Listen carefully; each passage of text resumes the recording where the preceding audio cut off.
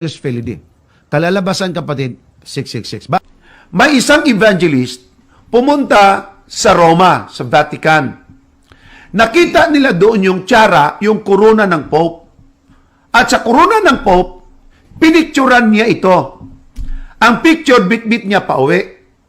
Nakita ng isa sa mga artists. Ang ginawa ng artist, doon sa korona ng Pope, tiara ang tawag, ang ginawa niya, nilagyan niya ng Vicarious Filii para lang ma-illustrate. Wala doon sa tiara. Pero dinagdagan niya ng word na Vicarious Filii. Ngayon, ito pong picture na ito, nilagay sa query column. Question and answer ito sa Mystery Magazine. Ang tanong, meron bang original picture sa tiara ng Pope na merong Vicarious Filii? Ang sagot po ng Ministry Magazine, mayroon ipinadala na ang term na ginamit nga nila ay dubious picture of tiara. Bakit dubious, kapatid? Ang kwento ganito. Years ago, mayroong isang evangelist nag-secure ng pictures of tiaras of the Pope. Ang ginawa ng artist nito, number 4, inattempt niya, ginawa talaga niya. Nag-re-illustrate siya. Yun ang purpose niya. Na mayroong pangalang Vicarious Filii. Just for illustration. Pero sa pag-illustrate niya, di nagustuhan ng General Conference o ng magazine. Kasi ang picture altered. Anong ibig sabihin ng altered? Dinagdagan. Hindi na yung original. Nabago ngayon. Yon ang pag-amin mismo, mga kapatid. Sa isang pastor ng Seventh-day Adventist, sa matagal na nilang kasinungalingang ikinakalat sa publiko. Umamin na mismo si SDA Pastor Cesar Dizon ang modus ng Seventh-day Adventist Church sa kanilang matagal na at kinopya din ito ng Iglesia ni Cristo na atake na ang tiara daw ng Santo Papa ay may nakalagay na Vicarious Filii, Vicar of the Son of God. Nasa tiara daw umano yan. Pero inaamin nila ang kumakalat na larawan ay artist illustration lang daw. Ibig sabihin, totoong walang nakasulat sa papal tiara na Vicarious Filii.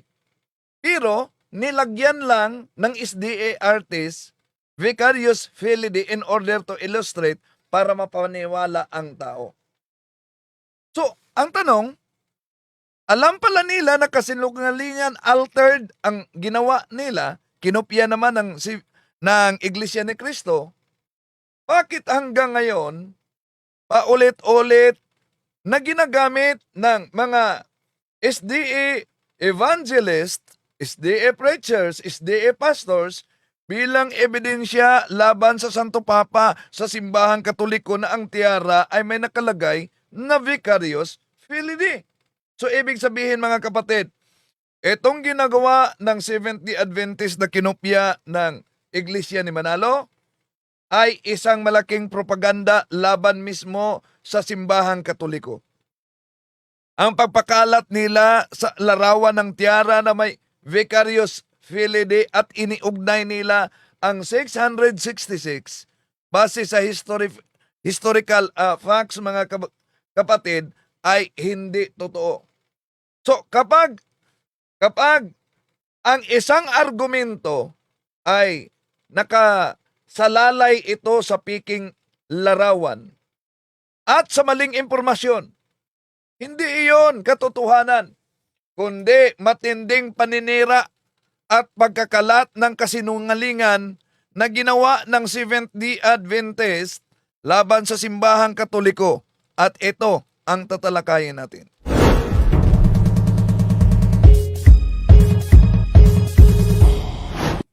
Kumusta? Welcome. Ito yung lingkod, Brad Wendell Talibong, muling makasama ninyo sa pagkakataong ito. Inanyahan natin ang ating mga suking taga-subaybay. Huwag kalimutang pindutin ang like sa ating live at huwag din kalimutang mag-subscribe Kung bago ka lang, at pindutin ang bell button para updated kayo, mag-comment at i-share ninyo mga kapatid. Para makatulong kayo sa pagpalaganap. Dami kasi ang na biktima nitong maling akala sa Seventh-day Adventist. No? Imagine, kaya nila na magpakalat ng kasinungalingan laban sa simbahang katoliko. Alam niyo naman, at kinopya ito ng Iglesia ni Cristo. Kinopya din ito ng grupo nila ni Bro Eli Soriano. Pero binago, bago namatay si Eliseo Soriano, binago niya yan. So, mga kapatid, bago dyan kung saan man kayo nagsubaybay, lalo na sa iba't ibang bahagi sa ating bansa, inaniyahan natin, huwag kalimutan na ilagay ninyo ngayon kung saan kayo nakabase. Oh. At lalo na sa iba't ibang bansa para malaman natin saan nakaabot ang ating talakayan ngayon. Oh, i-comment lang. Okay? So, di na natin pa tatagalin pa mga kapatid. Matagal na itong grabe ang banat nila. Isa pa, itong si Mr. Edwin Colpan, pastor ng Seventh-day Adventist. Ito ang napakapaborito niyang topic na paulit-ulit sa social media. Ang Papa daw ang katuparan at sa tiara daw nakalagay Vicarious Filii. Kung mapaabot ito kay Mr. Colpan, ang bidyong ito na pagsagot natin, bahagi lang ito, mamaya pagpatuloy natin yung mahaba niya na video. Isa-isahin natin. Mr. Colpan, Mr. Edwin Colpan ng Seventh-day Adventist, inaanyayahan kita na haharap sa isang maginoong talakayan pampublikong debate kaugnay sa paksang ito. So huwag kang magtatago lang sa social media dahil pag hindi mo tanggapin itong aking paanyaya na magharapan tayo sa paksang ito, ibig sabihin, alam mo na ang ikinakalat mo ay isang kasinungalingan at hindi mo kayang tindigan. Ito si Mr. Edwin Colpan. Ingon sa pinadayag 13:18, gikinahanglan nining kaalam kaniya nga may kasalabutan Si Edwin Colpan ito, tinatalakay niya ang Pahayag Kapitulo 13, Cebuano, kasi mga kapatid, no? Kadalasan sa kaniyang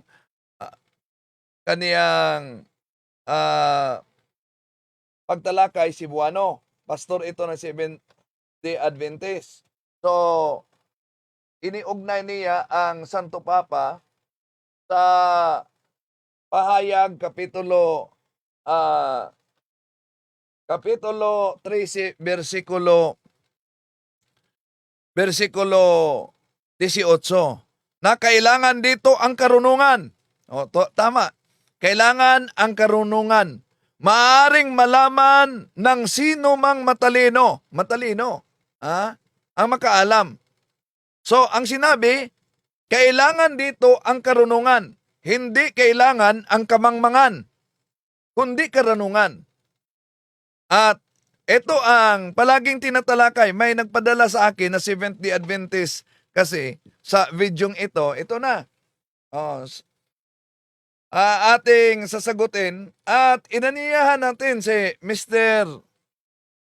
Edwin Colpan kung naniniwala ka na itong ikinakalat mo sa social media at lalo na sa paulit-ulit mong pagtalakay ay katotohanan. Haharap ka sa isang maginoong talakayan. Public debate, kaugnay dito. Tindigan mo sa ngalan ng Seventh-day Adventist at ako ang titindig din sa ngalan sa Catholic Faith Defenders. Tandaan natin, kung hindi mo tanggapin ang paanyaya ko, Mr. Colpan, Yon ang palatandaan na di niyo kayang tindigan ang ikinakalat ninyong kasinungalingan. Tuloy natin. Kwintang numero sa mananap nga mapintas, ipakwinta gani Oh, yon ang sabi ni Mr. Colpan. Kailangan talaga umano ang katalinuhan dito. Kailangan ang karunungan para ipabilang daw ang kahulugan ng bilang ng halimaw. Oh. Tutuloy natin. sumadaha. Ipabilang, sumadaha. Ipabilang. Cebuano ito. Di ko sure kung saan nakabase. Asa ka nagbase karon Mr. Edwin Colpan. Cebuano. Pero kung gusto ka na talagang haharap sa magidoong debate, gawin natin sa Tagalog dahil hindi lahat na mga nagsubaybay ay makaunawa ng Cebuano. Kaya ipaabot ko sa inyo. Ipaabot ninyo ito na video kay Mr. Edwin Colpan, isang pastor ng Seventh-day Adventist, mga kapatid, na ito talaga ang espesyalista niya sa about revelation, na iniugnay niya ang Papa. So, kaya, inaanyayahan kita, Mr. Colpan, na haharap ka sa isang magidoong talakayan, tindigan mo etong paulit-ulit na ikinakalat mong kasinungalingan sa social media at sa mga lecture mo. At pwede kang mag-message sa akin, sino man sa Seventh-day Adventist na nagsubaybay sa atin, ipaabot ninyo ito kay Mr. Edwin Colpan na pastor ninyo. Ang mga tao baya nga nanalipod ni ining 666 kay kinu Yon, ang mga tao daw umano na pinagtanggol ang 666. Sino ba yung mga taong pinagtanggol ang 666? Ha? Meron bang mga tao na ipagtanggol ang 666? Pinagtanggol ng mga depensor, hindi ang 666 kundi ang kasinungalingang ikinakalat ng Seventh-day Adventist, Mr. Colpan. ngalan nga Vicarious Filii. Tunawon ninyo na nga ngalan. Usa kini ka Latin nga pinulungan, Vicarious Filii daw. Ang Vicarious Filii isang Latin language. Totoo naman na ang Vicarious Filii isang Latin language. Okay, pero ang tanong, totoo bang nakasulat yan sa tiara? Yon ang problema, Mr. Colpan. Bakit? Dahil kung tingnan natin ang original na tiara, mga kapatid, alam nyo? Wala yan sa tiara. Wala talaga yan sa tiara. Sandali ating pakita ngayon ang tiara. Pakita natin ang tiara. Kaugnay diyan kay Mr. Edwin Colpan dahil matagal na nila itong paulit-ulit. Ito. Nakita nyo ba yung tiara? So, pansinin ninyo sa mga nagsubaybay, may nakasulat ba diyang Vicarious Filii sa tiara? Di ba? Walang nakasulat na Vicarious Filii. Tingnan nyo. Asan ang nakasulat diyan na Vicarious Filii? Diba? Wala Walang nakasulat na Vicarious Filii sa tiara. Taliwa sa inulit-ulit ng mga Seventh-day Adventist na nakalagay daw umano sa tiara ang Vicarious Filii. Pero napansin niyo, asan diyan ang Vicarious Filii? May nakita ba kayong Vicarious Filii diyan sa tiara? Wala Yun lang ang propaganda ng Seventh-day Adventist, propaganda ng Iglesia ni Manalo. At sa iba pang grupo na ang tiara may nakalagay daw na Vicarious Filii. Kitang-kita nyo naman ang original tiara, mga kapatid. Saan diyan? Ang nakalagay na Vicarious Filii. sa tiara? Wala naman.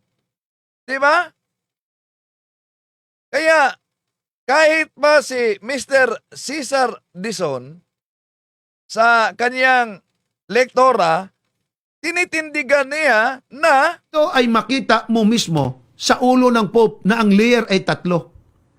Diyos sa langit, sa lupa, even to the lower region. Kopya ating tinan mga kapatid. Ito yung title niya. Ang sabi ng Biblia, bilangin ang kanyang pangalan. And that's the title name. Name niya yon, title name niya. Titulo niya, pangalan pa niya. The papacy's title, Vicarius Filii. Kalalabasan kapatid, 666. Bakit? Vicarius, 112. Total mo. Filii, 53. D, 501. Total mo, 666. Wala kang binago. yan. Yan ang mga propaganda sa Seventh-day Adventist, mga kapatid. Pero palpak sila diyan. Bakit? Balikan natin si Mr. Colpan ng Seventh-day Adventist. Nga ang iyang kahulugan, puli sa anak sa Dios. Ako, mas mabuti pa, Mr. Colpan, na mag-study ka ng Latin. Puli sa anak ng Diyos. Vicarius Filii daw. Puli sa anak ng Diyos. Oh. Ha?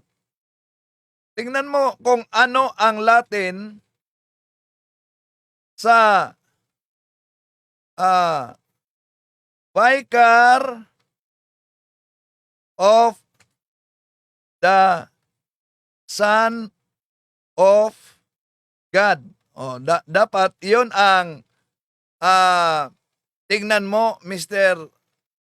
Ang Latin, Vicar of the Son of God. Dahil ang Vicarius Filii, Vicar of God ang tama diyan, no? Vicar of God. Pero hindi yan titulo ng Papa. Hindi yan titulo ng Papa, Mr. Colpan. Kaya nga, inanyayahan kita, okay, na haharap sa isang debate kung kaya mo, Mr. Colpan, sa ngalan sa Seventh-day Adventist.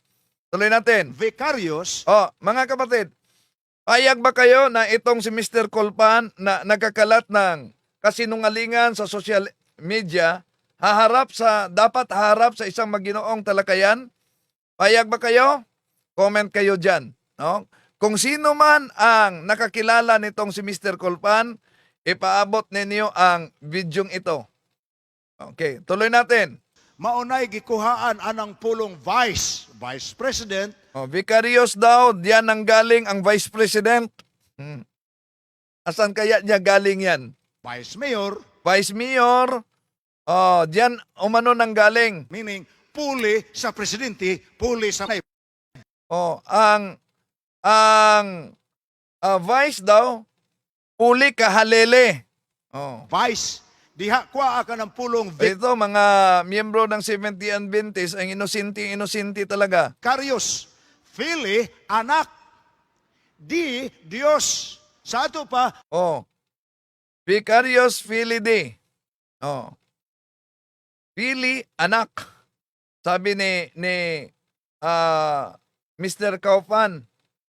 At ito ang iginiit nila, nasa tiara daw yan. Vicarius Filii, puli sa anak sa Dios. Ug Puli sa anak sa Diyos, Vicarious Filii. maunay title ni ining gahom sa gamayng gingharian nga nahimong dako. So, title daw umano sa maliit na kaharian na nagiging malaki. Pero, kahit pa si Dizon, ginagamit niya yan na propaganda, alam nyo, inaamin naman Mr. Dizon, yung ginawang pag-alter ng Seventh-day Adventist sa tiara. Dahil pinakita ko na sa inyo ang tiara, mga kapatid, na wala namang nakasulat talaga na Vicarious Filii sa original na tiara. Ang tanong, kung nakita ninyo dito, nasaksihan ninyo na wala talagang nakasulat na Vicarious Filii, bakit pagdating na sa Seventh-day Adventist at sa Iglesia ni Cristo, may tiara silang pinakita na, nakasulat na Vicarious Filii dahil ito ang pag-amin ng Seventh-day Adventist. May isang evangelist pumunta sa Roma, sa Vatican. Nakita nila doon yung tiara, yung korona ng Pope. Oh, so may evangelist ng Seventh-day Adventist pumunta sa Vatican. Nakita niya ang tiara. Anong nangyari? At sa korona ng Pope, pinicturan niya ito. Ang picture, bit-bit niya pa uwi. Nakita ng isa sa mga artists. Oh, nakita sa isa sa mga artist. Dinala niya ang picture ng tiara. Ito ang malinaw na pag-amin ng pastor ng Seventh-day Adventist sa deception na ginawa nila. Ang ginawa ng artist, doon sa korona ng Pope, tiara ang tawag, ang ginawa niya, nilagyan niya ng Vicarious Filii para lang ma-illustrate. Oh, yan. Paano ngayon?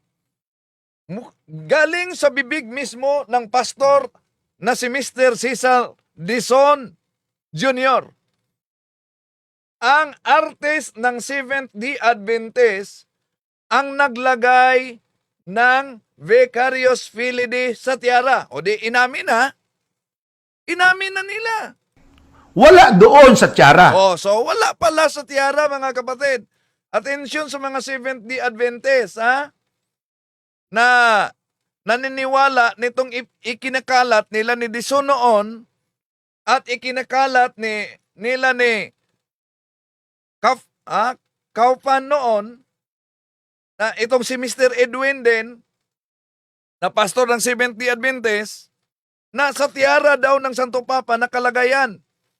Kaya nga, ulitin ko, gusto kong ipaabot kay Mr. Edwin, na pastor ng Seventh-day Adventist, sana panindigan mo itong kumakalat na video na ikinakalat mo mismo sa mga lektora mo. Alam ko na may mga Seventh-day Adventist na nagsubaybay ngayon. Alam ko na maraming Seventh-day Adventist na nanood ngayon. Kaya mga kapatid, kung kaya ni Mr. Edwin, kung may mukha silang haharap sa publiko, kahit pa na inaamin na ito palang tiara na ipinakita nila na may Vicarious Filii, gawa-gawa lang ng Seventh-day Adventist. Artist ng Seventh-day Adventist. Balikan natin si Mr. Dizon, pastor din.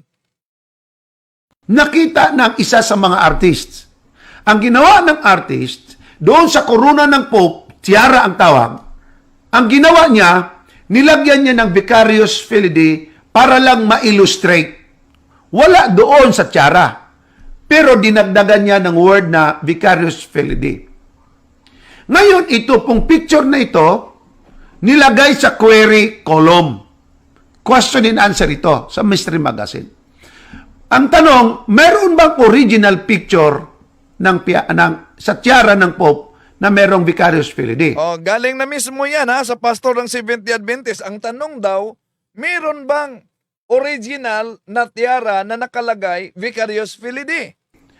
Ang sagot po ng Ministry Magazine, mayroon ipinadala na ang term na ginamit nga nila ay dubious picture of tiara. Oh, so galing na sa kanila mismong Ministry Magazine, kinumpirma na ito palang pinaulit-ulit na ipinakita ng mga Seventh-day Adventist, mga kapatid, sa publiko at sa social media na tiara na may nakalagay na Vicarious Filii. Abay, huwad! Bakit dubious, kapatid? Ang kwento ganito. Oh, pakinggan ninyo ang isang pastor. Minsan, pala, kahit nagiging kadalasan na ang pagpakalat nila ng kasinungalingan, may pag-aamin pa rin. Years ago, merong isang evangelist nag-secure ng pictures of tiaras of the Pope. Oh, yan. Evangelist ng Seventh-day Adventist ng secure. Anong ginawa matapos nag-secure? Ang ginawa ng artist nito, number 4, inattempt niya, ginawa talaga niya. Nag-re-illustrate siya. Yun ang purpose niya. Na mayroong pangalang Vicarious Filii. just for illustration. Pero sa pag-illustrate niya, di nagustuhan ng General Conference o ng magazine. Kasi ang picture altered. Oh, so, inamin nila mga kapatid, ang picture altered. Di nagustuhan daw ng Ministry Magazine. Anong ibig sabihin ng altered? Dinagdagan. Hindi na yung original, na bago ngayon. Oh, so dinagdagan, hindi ang original. Kaya, kung dinagdagan, hindi original, at inamin ni Mr. Dizon na altered pala yun, piki pala yun, ang tanong, bakit ito ang paulit-ulit niya na pinatunayan sa publiko na sa tiara may nakalagay na Vicarious Filii? Ito ay makita mo mismo sa ulo ng Pope na ang layer ay 3. Diyos sa langit, sa lupa, even to the lower region. Kopyahin ating Oh, yan pa din. Diyos sa langit, sa lupa, and even sa lower region. Kaya nga, kung si Mr. ipaabot din ninyo, Dizon, panindigan niya yan na yun ang kahulugan sa tiara, na haharap siya sa isang public debate, mas mabuti. Tuloy natin. Yan mga kapatid. Ito yung title niya. Ang sabi ng Biblia, bilangin ang kanyang pangalan. And that's the title name. Name niya yon, title name niya. Titulo niya, pangalan pa niya. The Papacy's title, Vicarious Filii. Kalalabasan kapatid, 666. Bakit? Vicarious, 112. Total mo. Filii, 53. D, 501. Total mo, 666. Wala kang binago. Oh, wala daw binago. Anong walang binago kung inamin mo na napiki ang tiara? Ha? Eh di, may nabago? May isang evangelist pumunta sa Roma, sa Vatican. Nakita nila doon yung tiara, yung korona ng Pope. At sa korona ng Pope, pinicturan niya ito. Ang picture, bit-bit niya pa uwi. Nakita ng isa sa mga artists.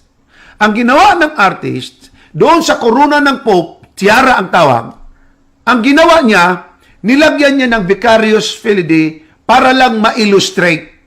Wala doon sa tiara. Pero dinagdagan niya ng word na Vicarious Filii. Ngayon, ito pong picture na ito, nilagay... Oh, so wala sa tiara. Eh di, may nabago? Binago nila ang original? At bakit yun ang paulit-ulit nila? Pagkatapos, balikan natin si Mr. Edwin Colfan na pastor. Ang nakasulat sa Revelation chapter 13, verse 18 ay pangalan ng tao. Ingon sa pinadayag 13:18, gikinahanglan ining kaalam kaniyang may Oh, kailangan ang katalinuhan.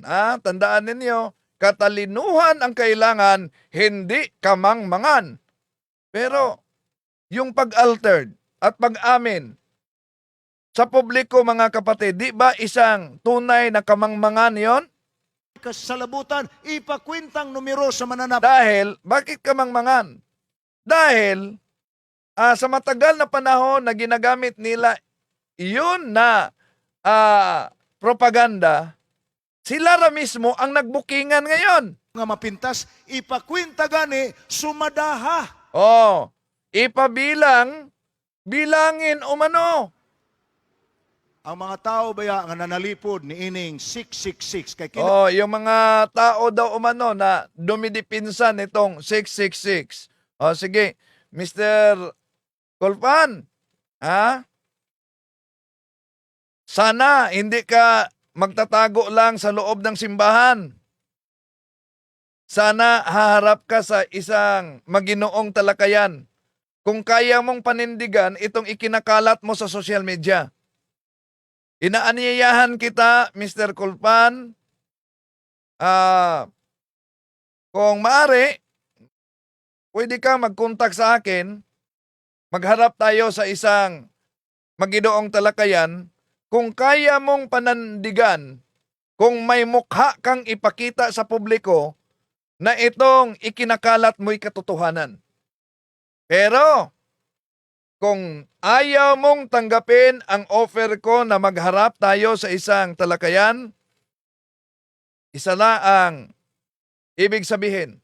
Wala kang mukhang iharap sa publiko dahil alam mo na nagkakalat ka ng kasinungalingan. Cebuano siya. Ipaabot ko sa imo sa Cebuanong pinulungan. Mag-atubang ta sa publiko nga talakayan Mr. Colpan. Kini nga topic. Kay mao man ni ang imong gibalik-balik. Ha? Kung dili ka moatubang aning niya, buot ipasabot, wala kay nawong nga moatubang sa publiko tungod kay sayod ka nga bakak ang imong gipakalat. Hope nga makaabot kini kay Mr. Kulpan. Ha? Okay. Ngayon, ang nakasulat, kaya nga, ang malinaw na nakasulat sa Pahayag Kapitulo 13, versikulo 18, kailangan dito ang karunungan. Tandaan natin ha, karunungan, hindi kamangmangan. Maaring malaman umano ng sino mang matalino, matalino ha, hindi yung bobo, ang kahulugan ng bilang ng halimaw. Sapagkat ito'y bilang sa isang pangalan ng tao. Ang bilang ay 666. Ano daw ang bilang? Pangalan ng tao. Ngayon, kung pangalan ng tao. Kung ang pinakita nila, mga kapatid, ay Vicarius Filii. Vicarius Filii ba pangalan ng tao? Palpak na. Dahil sabi nila titulo. Pero, ang tanong, si Ellen Goldwhite ba na founder ng Seventh-day Adventist, ang pangalan ba niya ay hindi tatamaan sa bilang 666? Parang hindi bias, mas mabuti na si Pastor Cesar Dizon Jr. ang pakinggan natin. Itong Ellen White na sinabi mo, na 666, paano mo ito siya mailapat mo kay Ellen White? Yan. Diba? Malinaw? Paano mo malapat? At may pinakita pa siya kung paano malapat ang 666 kay Ellen White. Itong Ellen White na sinabi mo, na 666, Yan. Tingnan niyo mga kapatid. Ellen White na sinabi na 666 daw. Paano malapat? paano mo ito siya mailapat Mailapat. Tingnan niyo. Ang pangalan, Ellen Goldwhite. mo kay Ellen White? 666. Ngayon, meron kaming aklat na ang may akda si Ellen Goldwhite. Tuwing ginagamit namin ito sa debate, isa sa mga pahayag ng mga SDA, alam niyo mga kapatid, yung pahayag ng SDA, hindi yan sa amin. Hindi yan sa Seventh-day Adventist na aklat. Pero paano ngayon? Mismo si Cesar Dizon na pastor ninyo, inaamin niya na ang aklat na ginagamit namin kung saan mabasa na si Ellen Goldwhite ay isang huwad na propeta, ay talagang kay Ellen Goldwhite. Pakinggan ninyo ang pastor ninyo. Pati si Ellen White nagsasabi siya bula ang propeta. Dito sa libro ni Ellen White na Ang Dakong Away o The Great Controversy, sa Cebuano itong pagkasabi. Gitagna kini ni Jesus sa kasayuran nga ang isyu bahin sa tagna sa nahimong labing dako nga pagsuta alang kanila sa katapusan mga adlaw. Og manggula ang daghang mga bakakon nga manalagna, false prophets, og magapasalaag sa kadaghanan, Matthew 24:11, alang sa dugang ang sa kalaman ninyo mga higalag, mga kaigsunan nga naminaw, ibig sabihin karagdagang kaalaman. Okay? Besides dito sa sinabi niya, may karagdagan pa siyang sinasabi, alang sa dugang nga pagpasanto, gihatag sa Dios kini nga mga pulong ngadto kang Juan, nga hinigugma, dili ninyo tuuhan ang tanang espiritu. Apan sulayi ninyo ang mga espiritu kung iya ba kini sa Dios. Kay daghang bakakon nga manalagna namang manungha sa kalibutan. Uno 1:4-1. Hinuon lakip na si Ellen White. Alright, i-translate natin sa Tagalog ha. Hinulaan ito ni Kristo Jesus sa kalaman tungkol sa bagay ito sa kanyang hula na pagsabi na ito ay isa sa pinakamalaking dapat alamin na sa huling mga araw magsilabas ang mga bulaang mga propeta at kanilang linlangin ang karamihan. Matthew 24:11. Para sa karagdagan ng pagpapaunawa o pagpapaintindi, binigay ng Diyos sa kay Juan ang mga salitang ito na hinigugma, na iniibig.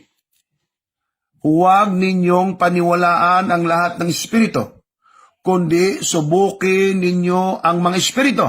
Ano daw ang sabi? May mga espiritong magsilabas. Sabi niya dito, subukin. Subukin ninyo ang mga espiritu kung ito ba ay sa Diyos. Sapagkat maraming mga bulaang mga propita na magsipaglabas sa sanglibotang ito. Unuan 4:1. Kalakip niya ani si Ellen White. Nako, sa daming lalabas ng mga bulaang propeta, kalakip na si Ellen White. Nasa aklat ni Ellen White yan.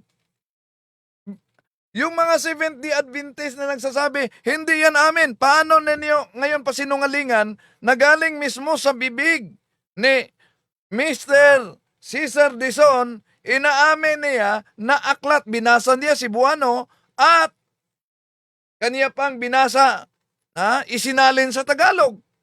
Oh, balikan natin. Pati si Ellen White nagsasabi siya ay bulaang propeta. Dito sa libro ni Ellen White na Ang Dakong Away o The Great Controversy, sa Cebuano itong pagkasabi. Oh, so, sa aklat ni Ellen White, The Great Controversy, ang malaking labanan, digmaan. Oh.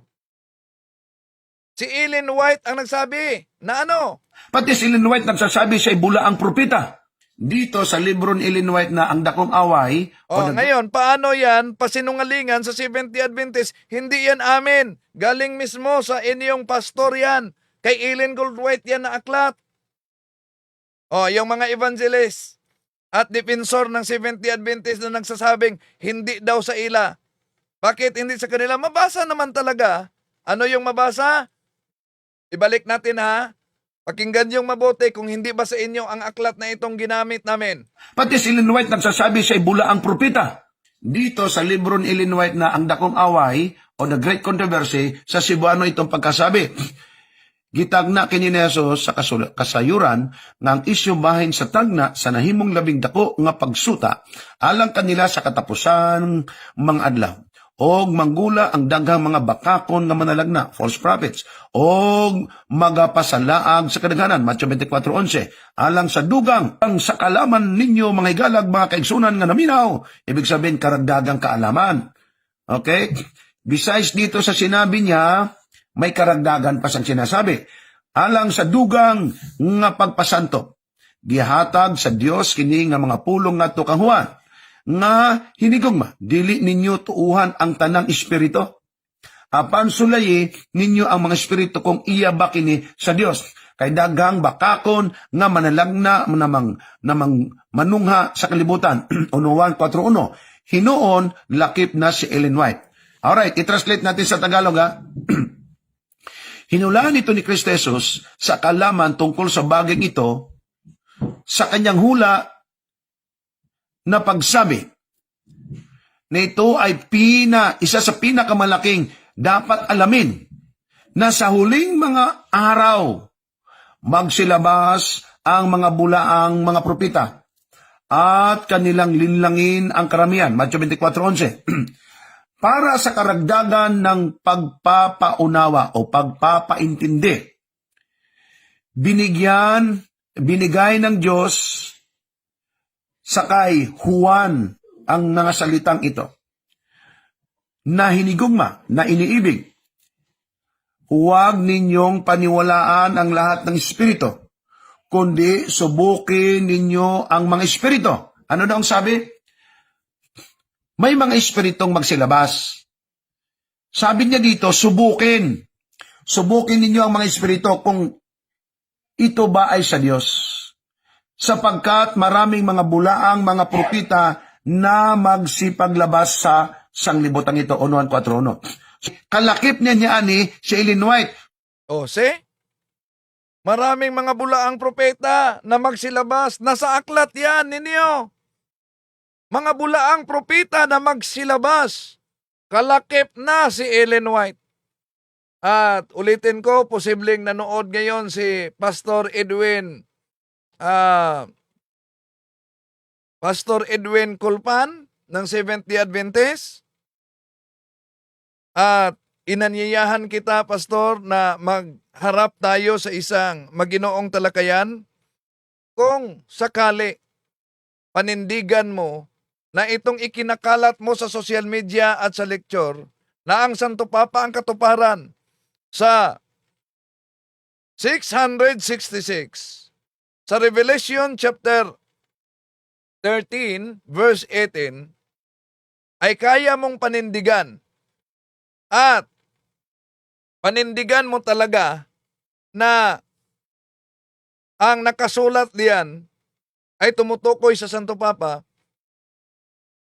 So, hope na tanggapin mo yung